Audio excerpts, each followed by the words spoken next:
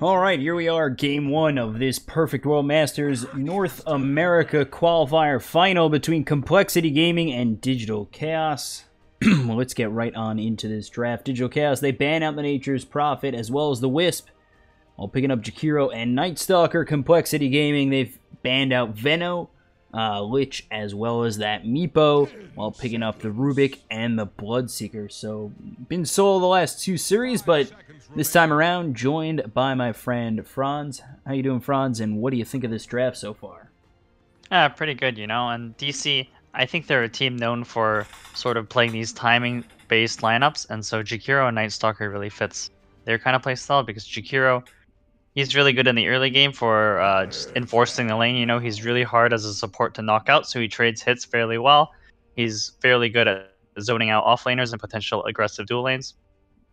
And he's also really good at helping his team take towers in the mid game. And Night Stalker, also a solid position 4 hero, who provides a lot of vision control in the mid and late game. So DC, they seem to be going for more of like a early game oriented into sort of remove map control from the enemy team kind of lineup so far with their first two picks. But Complexity, they pick up a Rubik, really solid first pick for a position 5 hero. You know, provides a little bit of initiation and utility in team fights. And you know, Bloodseeker is also just a solid core pickup. And neither of these 4 heroes really give out a lot of information about their draft. So really, both lineups are quite flexible at the moment. At least today for myself, I've seen a lot of offlane Jakiro. Has there been something that's changed with this hero that's really made it an efficient offlaner? Or what are we really seeing with Jakiro recently that we haven't seen being on this patch so long that Jakiro has now made the move into the offlane? I think teams have just been picking him because he's just quite strong as a hero in the early and mid game, and perhaps he's being sort of switched to the offlane just because he is tanky. He is kind of hard, quite difficult to kill actually. He's got 2 attack slows. The hero naturally has a lot of health, and so he does survive in the offlane. And as a result, you know, if you first pick the Jakiro and you sort of decide later on in the draft that you want a different support hero or that the offlane Jakiro actually works for you, then you can end up doing that because Jakiro does help your team snowball really well if Jakiro himself gets a lot of levels, right? And so being a hero, or typically offlane heroes are heroes that scale extremely well with levels. So if a team sees the lane is right, then they can definitely switch the Jakiro to the offlane. So Complexity, they pick up this Puck, Rubik, Bloodseeker. What we see right now is a bit of lockdown from both sides. Ice Path from Jakiro, Mini Stun of the Void from the Night Stalker, and now you've got the Kinetic Field of the Disruptor. We saw a team like Immortals try to work with, really without a stun except for the Night Stalker Void. Is this, you know, are we in a patch where you kind of just need a stun? It just didn't work for Immortals. We see both these teams, they are kind of favoring some lockdown here in their early picks. I mean, lockdown's always important, right? But it's more of a relativity thing. Like, if you need lockdown for some particular heroes on the enemy team, such as Puck and Bloodseeker, then you definitely have the drafter, right? But in general, if your win condition involves just like plowing towers and ignoring enemy heroes, and like that kind of lineup doesn't really care about lockdown. I mean, that's an extreme example, but you know, it helps a lot to have some form of initiation, just because in this patch you can't really take Roshan or objectives for free. And so if you do have lockdown or do have initiation, then you can get that quick pickoff, which opens up a lot more of the map for you. So you know, Disruptor is a hero that's really good at catching Puck, sort of okay against catching Bloodseeker. And so I think this is just a position 5 pick from DC that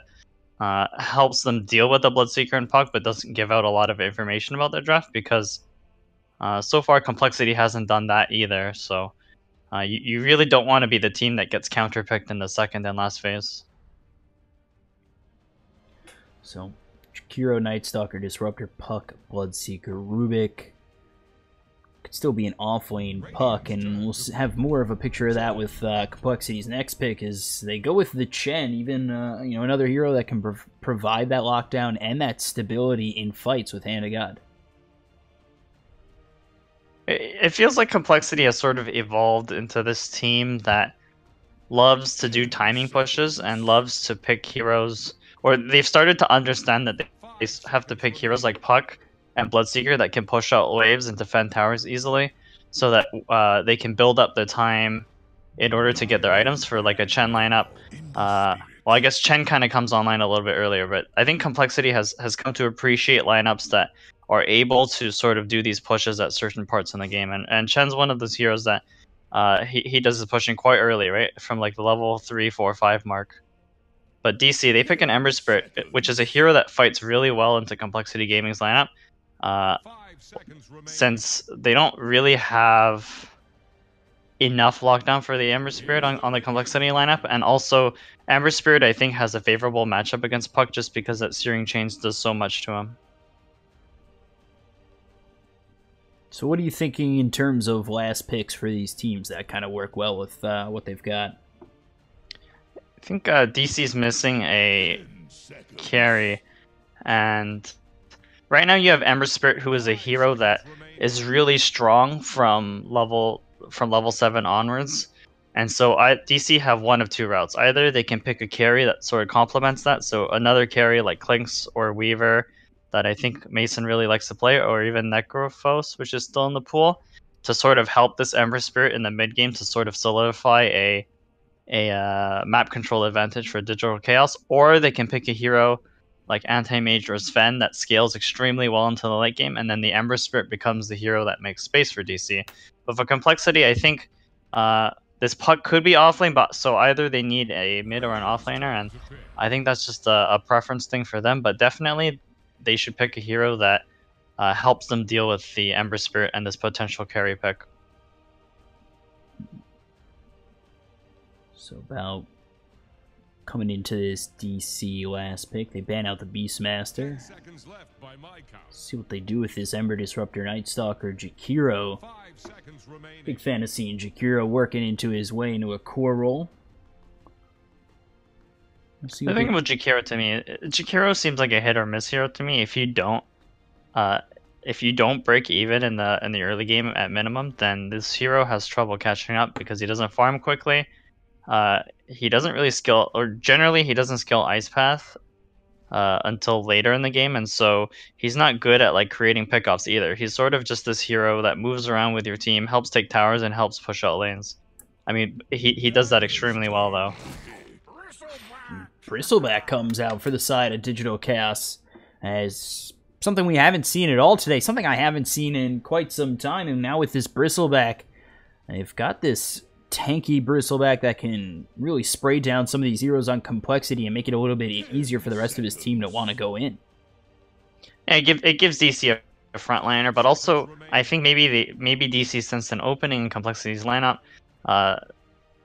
for a good Bristleback game, since Complexity don't exactly have any heroes that can take down this Bristle. You can rupture the Bristle, but Bristle's not really obligated to move around during the rupture, and so it sort of gives DC this timing again from like level 7 onwards where they're super strong. Complexity's lineup can't really deal with DC's cores very well, and so if DC get off to a good start, I see a scenario where Complexity are stuck split pushing and waiting for a stage in the game where they can fight into DC. But if Complexity come out on top of the early game, they can use that Chen to sort of push down a lot of towers, so it kind of goes both ways. Last pick coming in here from Complexity is going to be Viper. So, Viper, a hero I've seen banned out a couple of times, finally makes it through for Complexity. How do you like this last pick of Viper to round out this Complexity draft? It gives them a really strong lane matchup against the Ember Spirit.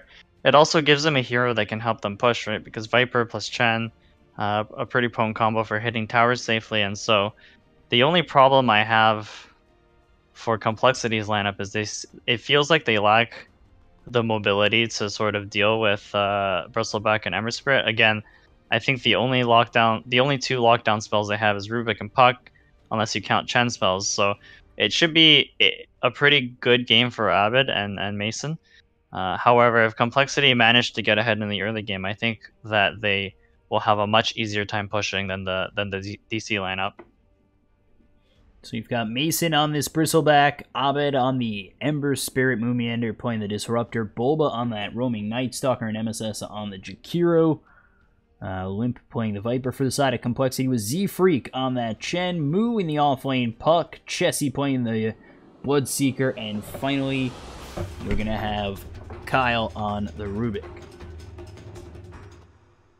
So, game 1 here between DC and Complexity in this grand final for the NA qualifier. We'll have to see how it goes for both sides, and let's see if DC can really keep it up here. They've been looking pretty clean throughout this qualifier. Yeah, they have, and you know, both of these teams, arguably some of the best teams in, or I guess they are the best teams in North America, 2 of the best teams, and so I'm sure this series will go either way. I don't see a particular team that has a draft advantage at the moment. The only problem is, I think I've already gone over this. Chen's not a hero that exactly scales well if he's behind, so if DC managed to sort of trip Complexity up early, I can definitely see this game being a lot easier for DC. Yeah, we'll definitely have to keep an eye on Z-Freak and how he does with this Chen. What really is the most susceptible lane that he's going to be going towards or trying to really get a couple pickoffs on? Well, it seems like they're actually parking Mason in the mid lane. Ember Spirit seems to be positioned in the bottom lane as a safe laner with safe lane items, and so I still think the easiest kill for Chen this game is going to be somewhere between Jakiro and the Ember Spirit. Bristleback's sort of a tough hero to kill. I mean, if Viper manages to get him low, then the Bristleback's an easy kill, but I don't think Mason's going to let that happen, especially with a spell like Nether Toxin coming out from Viper. And there's actually a bit of a lane swap going on again. Ember Spirit's going to be in the top lane now. Z-Freak has placed himself on the right side of the map. I wonder if he knows about this lane swap, because almost certainly I feel like Complexity's priority this game is to shut down both the Bristleback and the Ember Spirit. You think they have that opportunity with just the Puck in the safe lane?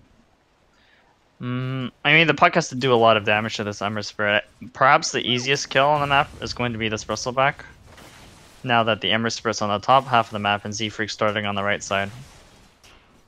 You take a look at... Go for it. Chens generally don't like crossing the entire map for a gank, so most of the work that Z-Freak's going to be doing is going to be in the mid and the bottom lane. You take a look as the Dual Breath as well as the Void comes out on coL. He does get a nice telekinesis to stun up 2 of these heroes. Not going to be able to get the kill, but the harassment sure is there onto the Rubik, and they're going to be able to push him back. You see Z-Freak coming down towards bottom, and as he just has that Hellbearer for now. But is that going to be enough with Chessie, coL, as well as this Z-Freak and Hellbearer combination? I'm not too sure I can see them getting a kill with just that. Yeah, DC sort of have to misposition themselves to get caught out here, but this is a lot of pressure going on to the bottom lane for DC. The only problem is you're sort of just pressuring this Jakiro and the Night Stalker, and they don't really care about that. Like Jakiro, both of these heroes scale extremely well with levels, so even if they're not getting last hits, I think DC are comfortable with this just because their mid and top lane are going to have an easier time with Rubik and Chen sort of roaming in the bottom half of the map. So Bulba's making sort of a rotation to grab the bounty rune because there's really not much he can do at this point. Now, if he doesn't have that level 2, is first night going to be easy for him, or is he really going to struggle coming into this first night just level 1? It's definitely not an ideal game for Night Stalker, but we'll see if he actually gets anything done, and there might be a kill in the bottom lane. Yeah, you take a look as Jakiro just getting chased down by 3 of these heroes on the side of Complexity. They combine all 3, they get coL with the telekinesis, the Hellbearer there with the Thunderclap, and they'll get the kill. First blood goes the way of Complexity, taking out Jakiro. We'll have to see if Bulba gets anything done on the first night. It's obviously not an ideal Night Stalker game. He's stuck at level 1, and he's also up against a Chen, who's arguably one of the better early game heroes, so... Actually, a lot of heroes taking damage here, but looks like Complexity won't lose anyone here. Moon Meander rotates to the bottom lane, which means that they could have kill potential on one of these heroes on Complexity. The only problem is I don't think DC really have enough damage to net any easy kills at the moment.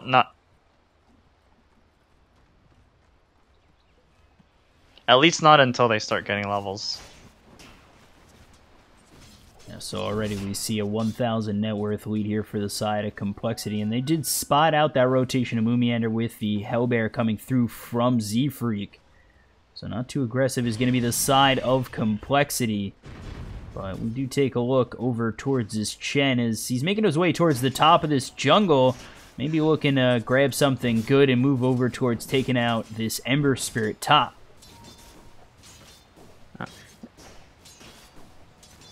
Meanwhile, over bottom, Chessie getting pretty low with that Thunderstrike coming through from the Disruptor, but he should be alright, sitting at about 250 health. And so Complexity have sort of a steady lead right now, almost 1.5k net worth lead. So the ball's definitely in their court to make the first move, especially with a pushing, or sort of like a push-oriented lineup with the Chen. So DC, they sort of have to make a move in the next couple of minutes to maybe get a pick off, maybe help one of their lanes get ahead, maybe set up this Ember Spirit to be in a position to actually fight into the Chen, because you know, I think in the next couple of minutes, maybe even with the siege creep wave coming at 5 minutes, Complexity might look to put some pressure on perhaps the bottom lane. Took a look over mid for a second. It looked as though that Viper might get a kill on Mason. He's not too careful. Limp does hit pretty hard early, and you see it right there as Mason sent all the way back to the base, and now missing out on a couple of creep waves as Limp is going to take full advantage, now level 6. Yeah, Limp's going to have a full level advantage on Mason. And I don't think this result is surprising. I'm sure Viper, well, in the bottom lane. Meanwhile, bottom telekinesis comes out on Moomiander, just trying to make some space with that kinetic field, but not going to come up nearly in time. Chessie will grab at least one. They look towards getting this Jakiro. The dual breath comes out on Chessie, and maybe he thinks better of it as he starts to make his way back towards his tower. But he's got to come over towards Z-Freak, who's come through with the Centaur Conqueror. See if maybe they can find something with another telekinesis ready to go on this Rubik. And that's exactly what they're trying to set up, throw him back into the stomp of the Centaur Conqueror, but it's not going to be there in time, and they're also not going to be able to line it up with the Blood Right. Finally, the stomp comes in. You've got Z-Freak, Chessie, and Kyle hitting away, and it will be another kill for Complexity. And, you know, DC, they're really not in a position to respond to this. Their Disruptor's still only level 3, their Night Stalker's level 2, and arguably, like, 2 of Complexity's lanes are unkillable. This Puck's a really hard kill, so is the Viper, and so it's a lot easier for Complexity to make moves right now. The only thing that DC should perhaps focus on is making sure that at some point in the next 5 minutes they're actually able to fight. And I think the #1 concern for them is just getting levels on this Ember Spirit and getting levels on their supports. So Moo's actually up here by himself, level 6 now with that Dream Coil. They've shifted 2 heroes here in both Bulba and Moonmeander. They've got the level 2 in Thunderstrike, but no glimpse for this Puck.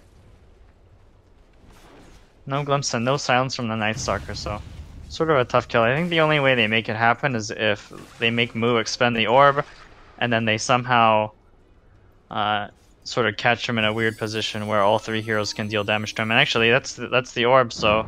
Yeah, so he's going to be in a lot of trouble. They send the Remnants in, but a nicely placed Dream Coil keeps Moo alive for now. The Kinetic Field's not going to lock him in, but Searing Chains will, and Bulba, Abed, and Moomiander combine for the kill onto Moo up top. Yep, and that's a really important kill for DC, right? They kill a level 6 hero, they get EXP on their 2 supports. I mean, there's 1 minute until daytime, but as I say, that Complexity, they're making a move on Mojo down bottom. You take a look at this Jakiro, he'll just TP out, and now the push is on for Complexity. Not quite the siege creep timing, but still a pretty good timing on this tier 1. It will almost certainly go down since DC is not in a position to defend that. But at the same time, DC, they're positioning up top again for this Puck. Moo's got to be a little bit careful here. And he's still got that Illusory Orb available, but still no glimpse from Moomiander. He shows himself by the top tower. There's a Sleight of Fist, Searing Chains. They're going to send Limp up there to try and help out Moo. Doesn't have that Dream Coil for another 11 seconds. Sends himself over top with the Illusory Orb. Going to avoid Op-Ed for now, but looks like he might finally be cleaned up. And as I'm looking over at seeing if this Puck is going to go down by Op-Ed, it's a double kill for Limp off camera a little bit. Just quite a okay exchange for Complexity. I mean, it's their core to 2 support, so pretty even trade there. That being said, MSS is getting a little bit of tower damage bottom. That tower, the tier 1 tower for bottom fell on the side of DC, so Mason's sort of just been stuck jungling for the last little while, and you see everyone's sort of way behind this Viper at the moment. Limp having an incredible laning phase, and sort of you don't usually see Vipers this far ahead in the game at this stage. Yeah, over 1,000 net worth advantage over this Ember Spirit, and you take a look at what he's got. He's got Helm of the Dominator already with the Aquila. Mason working on this stack to boost up his farm, as he's sitting 4th on the net worth behind the Bloodseeker, Ember, and Viper. And I think the next... Actually, Complexity is doing a smoke top, but I think the next timing for DC is really the level 6 on Disruptor. We'll see if they're actually able to catch Ember Spirit here. He's rooted up, as well as Limp getting that first hit in. They've brought him pretty close to Z-Freak, in fact, and it's right on the Conqueror. He gets himself out with the Remnant. Now a Dual Breath thrown on to Z-Freak, as well as the Liquidfire. They might send a couple of TPs into the Shrine, and that's exactly what they're going to do with Bulba and the rest of the gang. You take a look, you've got the Bristleback here with Moomiander. Dual Breath again on Z-Freak, that'll drop him. coL just trying to run himself out as they've only lost 1, but Moomiander can't find the range for that glimpse. That's a level 1 glimpse, so only 600 range. Perhaps if it was level 2, it might have clipped coL, but Swindle Mountains, he gets away. Chessie's just been free farming in the bottom lane. The only problem I see for Tessie right now is he seems a little bit under-leveled at level 7. The other cores, or the other core on his team, Viper's level 10, but I guess that's a bit of a anomaly. And so Complexity's still with a commanding lead, 3k net worth ahead, 2k net worth, or 2k EXP ahead. DC are sort of pressured to make the move right now, since I think Bristle and Ember Spirit aren't heroes that like to be playing from behind. And you see Mason still struggling to find that farm in the jungle. The kill definitely helps him out. And he is looking for that Vanguard. Is Vanguard going to be enough for him to be aggressive, or is he looking to sit back and farm as much as he can for the next 5 minutes or so? I think the Vanguard will help. It's one of the most cost-effective HP items in the early game, and I think DC, they don't want to continue the game at its current pace because Complexity is just going to slowly outfarm them. Chessie is going to spot Op-Ed. The Blood Right not going to hit as ruptured up his Op-Ed. You've got Rubik coming over with a couple of Z-free creeps, and there's the Fade Bolt. They're looking for more. They're going to start to push Op-Ed back. They'll open up the Flame Guard from coL, and now Sleight of Fist with the Remnant out to safety. Yeah. I think DC is one of the best teams at recognizing where and when their openings are. You'll notice that DC is sort of playing passively right now, but that's just the nature of how their lineup plays against the Complexity lineup. And oh boy, coL might be spotted out here and dead for sure, it seems. Moomiander here with MSS. It should be easy for them to clean him up, and it will be. Dual Breath with the Thunder Strike. I'll get the kill on this Rubik. So you see Moomiander, he consumed the Tome of Knowledge, so he's level 6 now, and I think this is the spell they needed to start going for bigger moves, and I think we'll start seeing DC actively looking for kills with this Disruptor ulti, especially on heroes like the Puck and Bloodseeker. At the moment, I think the Viper's just way too difficult to kill, sitting with Power Treads and Helm of the Dominator. So to see how DC start to react to this Complexity push, even if they do it all.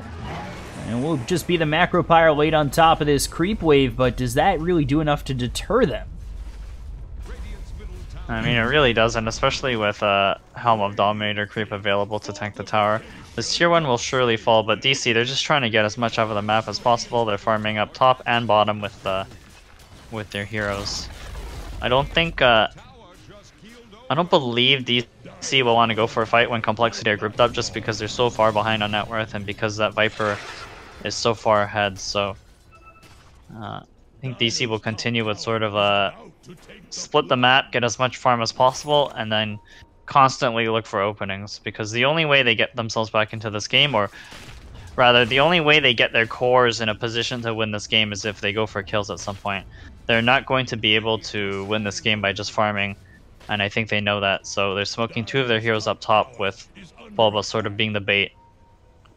And you see Mu looking to go in, and there's the Dream Coil with those Mud Golems. It's a quick kill on Bulba, and this smoke a little bit too slow. Meanwhile, Z-Freak is nearby. They might get the glimpse into a nice Ice Path, but with 3 heroes committed, and now actually 4, for just the kill on this Chen, is it even worth it with a huge rotation like that? It's not quite worth it with the rotation, but if you consider just the 1-for-1 kill, it's probably fine for them since they're quite behind and the Chen's slightly ahead of the Night Stalker. They will also be able to put some damage on this tower. And so they start to push this tower out with Mason, MSS, and Moomiander. Mud Golem's just sticking around, maybe to look for that initiation stun onto these DC heroes when they go for the chase, and that looks to be exactly what they're lining up as they get the lift onto the Bristleback, but it's Mason and Abed here. Kyle in a lot of trouble with the Static Storm, dropped on top a couple of these heroes. He's going to go down with the pullback of Mu. He's going to be in a little bit of trouble as well. Mason just sitting, ruptured in the trees. They're going to drop Abed, and now they look for more. The Shockwave hits. The rest of these heroes start to hit away, but the Bristles do all the work, and Mason's got a double kill. He's looking for more in Limp. Bulba continuing to chase with that silence. Now the Void. Limp push back. He's getting quite low, and he's in a pretty bad spot going up against Mason and Bulba. Mason's still trying to get out of here, maybe trying to deny himself to neutral creeps, but Z-Freak takes care of him, and now they might get more in MSS. Got 3 heroes here, and Chessie on a killing spree will clean up Jakiro, and 3 fall on the side of DC. Yeah, it was quite a good exchange for complexity there. It looked like it was going good for DC. They caught out the Rubik and then the puck on Mu on the puck, but Mu was just way too tanky. 2 Null Talismans, had 17 wand charges and a range drop, was able to survive, and as a result, it sort of just stretched DC's resources that fight a little bit too thin. You know, they expended their ultimates, didn't really get much, and so the Viper and the Bloodseeker really weren't in a weren't really threatened that fight, and so complexity, they come out on top. DC, they're sort of back in the same position they were. I guess their situation hasn't really changed. So, down about 5,000 net worth. DC, it looked as though they might do well in that little exchange that happened over top, but what do they do here? I mean, the net worth is starting to really extend in Complexity's favor. Yeah, I think DC are just hoping that Complexity are never in a position to just high ground, and obviously DC are gonna sort of play around that and make sure that Complexity can't group up, that Complexity never really get enough pickoffs to make Complexity feel comfortable enough to go for Roshan or go for a tier 3. So, you know, Abed on Emersphere, he's starting to pick up travels to sort of help with the split pushing effort, sort of help him scale into the late game, especially when he's the only hero on his team that can help. He's the only hero on his team that can safely push out waves in the mid to late game. So Chessie just continuing to farm away. He's got that Sacred Relic, working on that Radiance next. Limp. He's working towards that Manta Style, a bit of ways away from that. But then you take a look at Mu, who's got Veil looking for the Blink next. Those next couple of items for Complexity seem that Bottom lane, like they could be quite a bit as you take a look over bottom. As they're going to start chasing into this Bloodseeker. The Void comes out. It's just a Jakiro, just a Night Stalker, but I don't know if it's going to be enough. Now with the Disruptor here, the Dual Breath hitting again. It's another kill for the side of DC as they clean up Chessie. it's a huge kill that MSS really needed on Jakiro since he was behind, but Complexity, they were smoked up. They might catch some heroes here. Yeah, they've got a Dream Coil coming out on 2 as well as the Waning Rift. Moomiander looking like he's going to be the one who drops, and that'll be it. And it will be that kill for Moo, so he gets one in return. Now 10-8 in favor of Complexity. Overall, a good exchange for DC, however, and Mason's got enough gold for a Solar Crest if he chooses to buy that, and that should help him a lot against the Viper, since Viper's not going to have an MKB for a really long time, nor is the Bloodseeker ever really going to want to buy an MKB, so that should make Mason a lot tankier in these fights. which might give DC the edge coming into the next team fight when DC choose to take it. So DC grab that tier 1 top, Searing Chains, and there's the Remnant away from Op-Ed, not even going to think about fighting Limp 1v1. And Z-Freak has a Midas, is about 1.3k gold away from an Aghanim Scepter, and that might be the timing that Complexity are going to look for when it comes to sort of pushing into this DC lineup. You'll see Limp doesn't even have a Maelstrom queued up, which is usually an item that Vipers go for when they plan on taking it to the late game, or just plan on having a game where the Viper farms a lot, because that Maelstrom really changes the way Viper operates as a hero, because instead of sitting in lane all the time, you actually have the option of clearing the lanes out quickly and going to the jungle. Instead, Limp opts for a Manta, more of a teamfight oriented item. Yeah, these item timings, like I said, are from Complexity, just seem like they're going to line up at the right times. Blink Dagger on the Puck. Ag's going to come out soon for this Chen. Radiance on the Bloodseeker. And Manta on the Viper. It seems like a huge boost in power for the side of Complexity that I'm not too sure DC are going to be able to handle. They're looking for the Radiance in return on Op-Ed, but I don't know if he's going to be able to get it. Meanwhile, coL goes in as well as Moo, and Op-Ed's going to be okay. No worse for the wear. I think Avid's plan right now is just to continue to split push, keep the lanes up, make sure Complexity feel like they're never in a safe position to go for ganks or go for objectives. But you know, this won't last for too long. I feel like if DC don't make a move in the next 2 minutes, then Complexity are going to hit their item timings, and DC might be in a lot of trouble. So I'll have to see if they do anything with this nighttime, especially now that Darkness is activated on Night Stalker.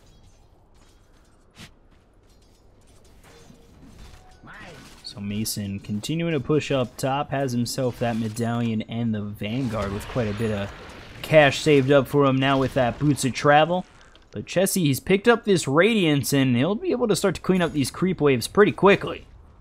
So the push that DC's hoping for might not still be there, and the Veil going to be thrown on the Op-Ed. You've got Limp nearby. There's the Waning Rift. Maybe look for that Dream Coil to come out, but the Sleight of Fist Searing Chains Remnant away is enough to get him to his escape.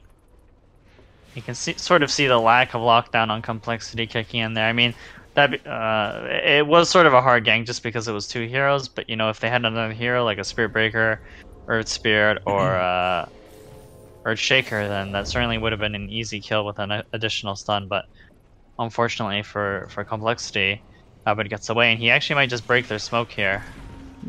Take a look as the smoke is broken. They get the Dream Coil to fly on to Op-Ed to kill him off. Actually looked up top for a split second and missed that.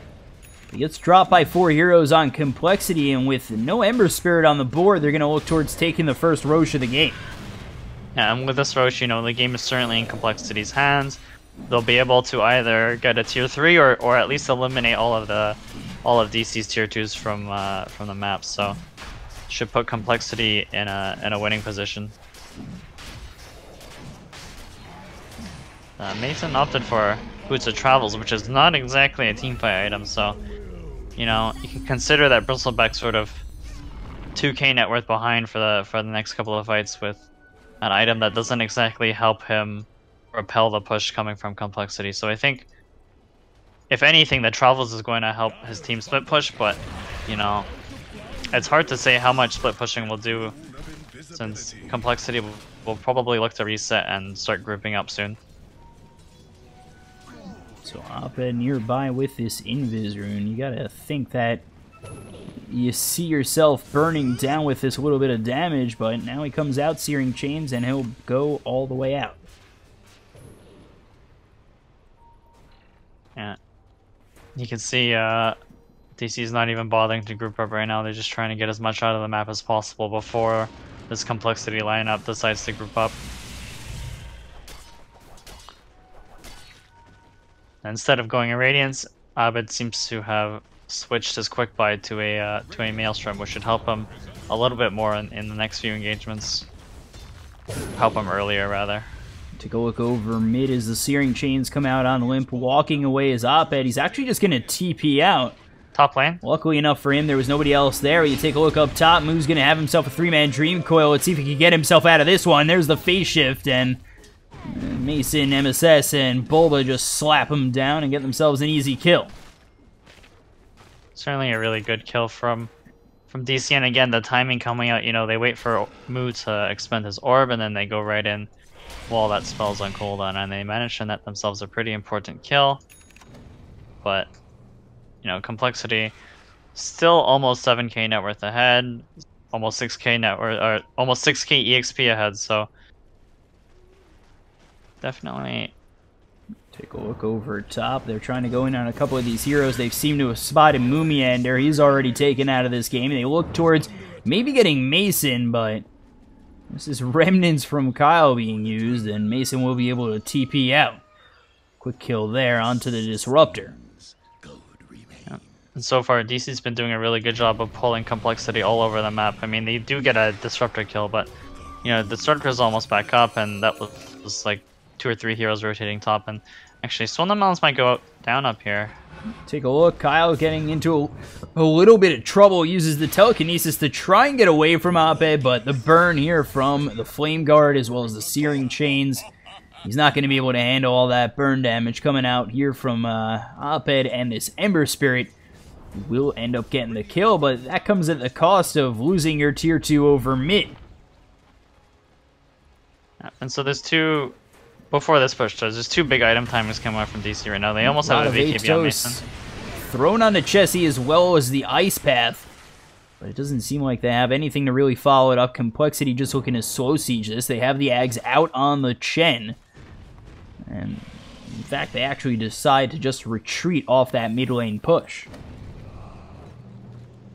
And DC doing a really good job of counter pushing, and you know, this Aegis might actually run out before they're able to do anything with it. They do get 2 tier 2s, however, so not the worst usage of Aegis. DC are just doing a really good job of preventing Complexity from being in a position to push, and you know, this Bristleback's starting to work on a BKB, which should help him immensely in these fights, especially since a lot of Complexity's damage comes from magic, and Abed's also got a Radiance back in the queue. He should have that before the next fight, seeing as how DC have been on this trend of avoiding fights in the last 10 minutes. So right now, top of the net worth is the Viper of Limp, and then followed up by Chessie on this Bloodseeker. He just bought out and got himself that full BKB, so now here with the Radiance and BKB, doesn't look like they're going to use this Aegis to really look for a high ground push, but like you said, they took out 2 towers. Is that enough of a push to really think that you're going to maintain this lead over DC, or is this an opening now?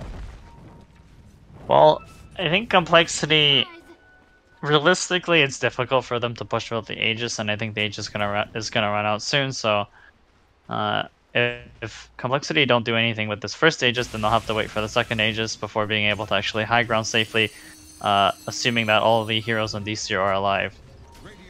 So, Mason actually TP's very close to this Complexity side. I was actually thinking that was not the right move, but the Static Storm is laid on top of 2 of these heroes. They've got Moo going in deep with a nice Dream Coil placed onto 2 of these heroes. They've taken out Mason, and there's the Aegis gone, but let's see if that deters them from continuing to go in. Moo getting quite low with the Ice Path and the Macro Pyro laid on top of him. They're going to take him out. The buyback is there from Mason, and now they've lost Bulba. You've got the glimpse back of Chessie getting quite low with the Ice Path and the Dual Breath just burning him away.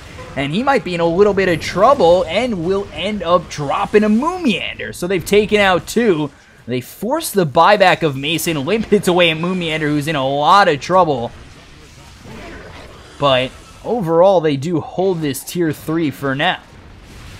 And the engagement isn't really over. coL's going to get hit by that Rod of Atos. Ice Path not going to hit. And now the Ice Path stolen and thrown right back at him. Overall, you know, DC, they get to defend their axe, but it does cost them a buyback on Mason, and definitely seems like an over-aggressive TP from Mason, but they do survive, they keep their axe. Although their tier 3 is quite low, it does buy DC some time to sort of enter the late game now, especially with that Radiance getting quite close for the Ember Spirit, and this should buy enough time for Mason to finish his BKB before the next fight. But now Mason, he's got no buyback for quite some time. If they were to force a push on Complexity, that could spell a lot of trouble for DC. It could, but you know, I think the DC lineup are going to continue to split push and get these lanes out. And Complexity Complexity only have one hero that can sort of, or I guess two heroes that can sort of respond to the split push safely. The Viper and the Puck. You know, the Puck just blasts waves safely, has a blink, has phase shift, and the Viper just is able to push lanes because he's so far ahead of the enemy team. But you know, I suppose that DC can't exactly pressure Complexity to push back or to TP back, especially since the only hero that's missing off of the map is the Ember Spirit right now. He's pulled himself all the way back to base. Oped now with this Radiance.